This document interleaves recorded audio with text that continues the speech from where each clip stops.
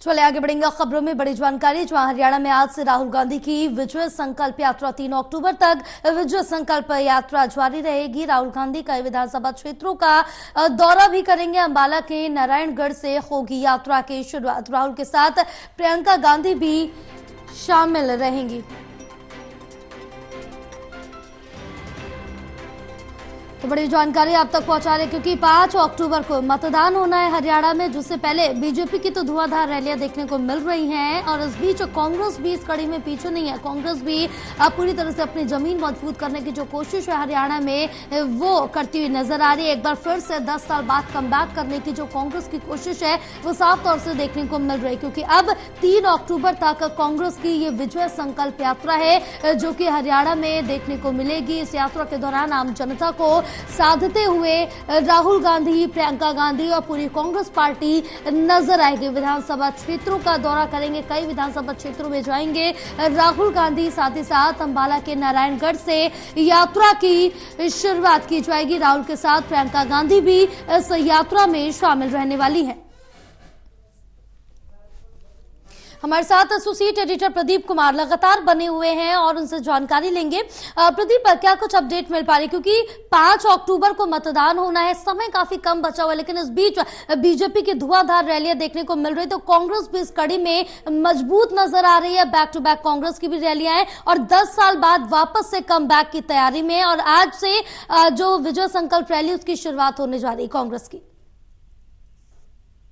देखिए बिल्कुल, और जिस तरीके से यहाँ पर हरियाणा का चुनावी मुकाबला अपने अंतिम चरण की ओर बढ़ रहा है, 3 अक्टूबर को यहाँ पर चुनाव प्रचार थम जाएगा और उससे पहले चुनावी रैलियों का रेला जो है वो शोर जो है वो तेजी से आगे बढ़ेगा। आज राहुल गांधी प्रियंका गांधी के साथ चुनावी कैंपेन में एक साथ चुनावी रथ यात्रा के जरिए जुड़ेंगे और इसी के साथ एक बड़ा हमला राजनीतिक तौर पर बोलते नजर आएंगे। अगले 3 दिन उनकी रथ यात्रा अलग अलग क्षेत्रों से गुजरेगी।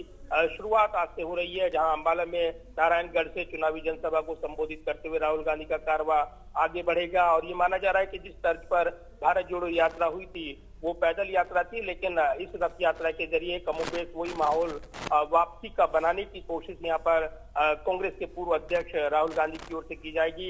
इसके अलावा उनकी बहन जो महासचिव है कांग्रेस पार्टी की प्रियंका गांधी, उन्होंने भी मोर्चा संभाल लिया है, वो भी उतर रही हैं। इस बीच जनसभाएं भी होंगी।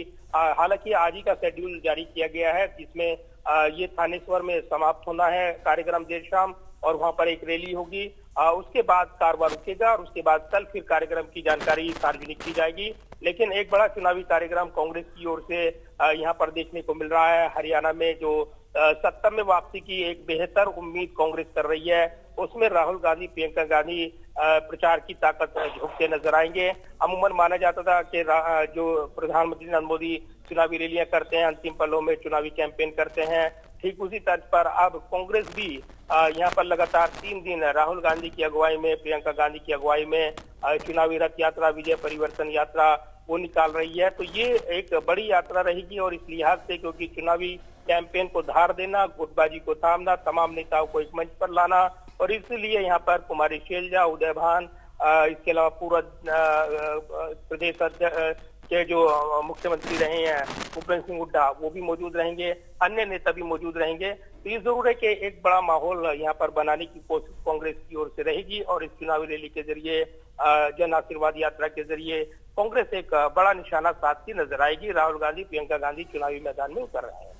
बिल्कुल, कहीं ना कहीं कांग्रेस की तरफ से अपनी जमीन जो है मजबूत की जा रही है। एक बार फिर से 10 साल बाद जो वापसी की है, कमबैक की जो कोशिश है, वो कहीं ना कहीं साफ तौर से नजर आ रही। लेकिन कहीं ना कहीं इससे पहले अगर हम जाएं, जिस तरह से देखें तो कहीं अंतःकलह थोड़ा बहुत जरूर देखने को मिल रहा था, क्योंकि काफी दिन बाद चुनावी मैदान में उतरी थी कुमारी शैलजा। 12 सितंबर के बाद अब उतरी है, चुनाव प्रचार प्रसार के दौरान नजर आई थी, तो लंबा गैप हो गया, जिस वजह से बीच में अनुमान भी लगाया जा रहा था और ये कहा भी जा रहा था कि बीजेपी में शामिल हो सकती हैं या कांग्रेस से खफा नजर आ रही है। तो कहीं ना कहीं इसका क्या खामियाजा भुगतना पड़ सकता है, या फिर पहले से ही जो अपने पूरी तैयारी है वो कांग्रेस करके चल रही है?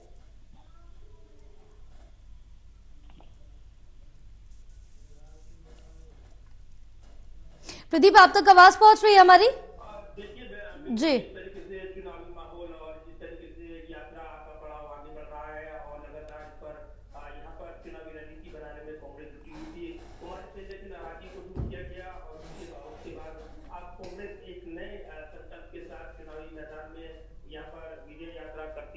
पार्टी, तो इसके जरिए एक राजनीतिक मैसेज भी वो देंगे कि कहीं ना कहीं एकजुट है पार्टी, और इसको लेकर जो रोड मैप बनाया गया है, जो रूट है इस यात्रा का, वो कुरुक्षेत्र से भी होकर गुजरेगा, जो मुख्यमंत्री नायब सैनी का लाडवा विधानसभा क्षेत्र है।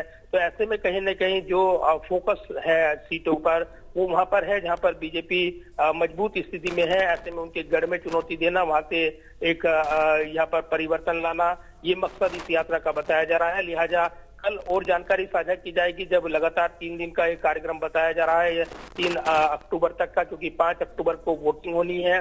उससे पहले एक बड़ा चुनावी कैंपेन कांग्रेस यहाँ पर वो खड़ा करेगी, और इसीलिए इस माहौल में कितना वो इसको एड्रेस कर पाएंगे, एंटी इनकम्बेंसी फैक्टर जो बीजेपी के खिलाफ ये बताया जा रहा है, उसको कितना भुना पाएंगी कांग्रेस पार्टी, अपनी एकजुटता को कितना प्रदर्शित कर पाएगी, ये बड़े सवाल है। लेकिन बड़े नेता जब जमीन पर उतरते हैं तो जो नेता है, बाकी नेता वो भी उनके साथ जुड़ते हैं, क्योंकि एक मैसेज देना होता है। और इसलिए ये एक कहीं ना कहीं पार्टी की जो जमीनी हालात है वो बदलने में मददगार होगी ये यात्रा, ये कहा जा रहा है कांग्रेस की ओर से। और इसलिए गुटबाजी जो चर्चाएं रही हैं, वो एकजुटता का मैसेज देने में प्रदेश की जनता को इस यात्रा का मकसद बताया जा रहा है। साथ ही जो रूट मैप तय किया गया, उसमें बीजेपी की जो मजबूत सीटें हैं उन पर फोकस करते हुए कांग्रेस ये अगले 3 दिन यहाँ पर एक बड़ी रैली के जरिए, इस रथ यात्रा के जरिए राहुल गांधी, प्रियंका गांधी की मौजूदगी में एक बड़ा परिवर्तन लाने में जुटेगी और एक बड़ा मैसेज देना चाहेगी। और इसीलिए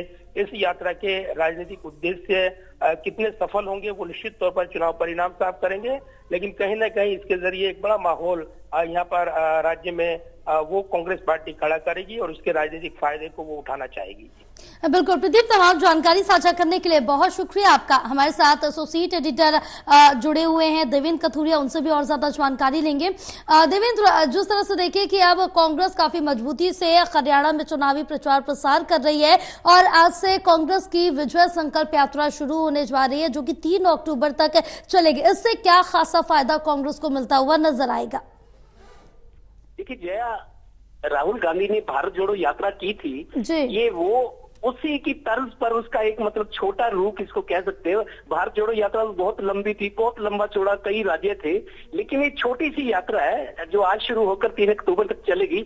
इस दौरान राहुल गांधी कई विधानसभा क्षेत्रों में जाएंगे, खासकर उन क्षेत्रों में जो कांग्रेस के लिए मजबूत सीटें मानी जा रही, ताकि वो हाथ में आ जाए, वो निकले ना।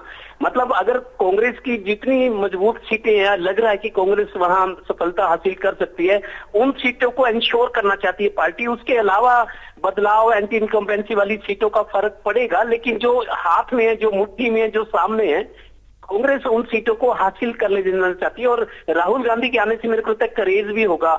एक रथ पर सवार होकर निकलेंगे वो, तो उसमें नीचे भाषण भी देंगे, संबोधन भी देंगे, लोगों से भी मिलेंगे, तो लोगों से मिलकर उनको अपनापन जो दिखाएंगे, अपनी बात बताएंगे, जो माहौल बना हुआ है एंटी इनकम्बेंसी या जो बदलाव वाला सेक्टर होते हैं 10 साल के बाद, उनको भुनाने की कोशिश करेंगे। और सबसे बड़ा मकसद तो ये है जया, जो सीटें मजबूत मानी जा रही है, कांग्रेस मान लिए कि सीटें जीती हुई है, उनको कम से कम अपनी मुट्ठी में करना चाहती है कांग्रेस। उसके अलावा बाकी नेता लोग लगे हुए हैं, तो उनमें से भी कुछ सीटें आएंगी, लेकिन जो इंश्योर कर रहे हैं, जो सीटें संभावित है, उनको किसी तरीके से हाथ से निकलने नहीं देना चाहती। और इस तरीके से लोगों से भी मिलेंगे, संबोधन भी करेंगे। जो लोग राहुल गांधी को देखना चाहते हैं, जिन्होंने कभी नहीं देखा, उनको लिए भी मौका होगा कि सड़क पे रथ पे सवार होकर राहुल गांधी उनके सामने होंगे, हाथ हिलाएंगे, अभिवादन करेंगे, कुछ लोग फूल देंगे तो उनका जवाब देंगे। तमाम तरह का एक कौतूहल पैदा करने की कोशिश है। जी बिल्कुल देवेंद्र, तमाम जानकारी साझा करने के लिए बहुत शुक्रिया आपका।